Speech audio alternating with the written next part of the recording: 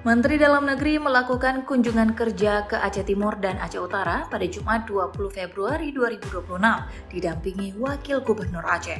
Kunjungan ini bertujuan meninjau kondisi masyarakat terdampak sekaligus memastikan bantuan pemerintah pusat tersalurkan secara cepat dan tepat sasaran. Sepanjang kunjungan, Mendagri dan Wagub melakukan berbagai kegiatan, mulai dari sahur bersama di Aceh Timur, salat subuh berjamaah, salat Jumat, hingga pertemuan internal dengan jajaran pemerintah daerah.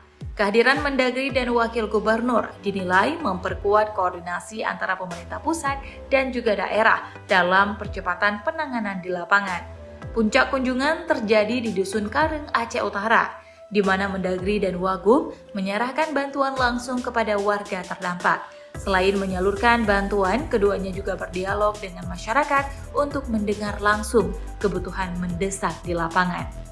Kunjungan diakhiri dengan buka puasa dan salat maghrib, isya, serta tarawih berjamaah di Masjid Agung Islamic Center Loksmawe. Dalam kesempatan tersebut, Mendagri juga menyerahkan santunan kepada anak yatim sebagai bentuk kepedulian pemerintah kepada masyarakat yang membutuhkan. Kegiatan di Islamic Center turut dihadiri Sekretaris Daerah Aceh M. Nasir dan Wali Kota Loksmawe Sayuti Abu Bakar sebelum rombongan kembali ke hotel.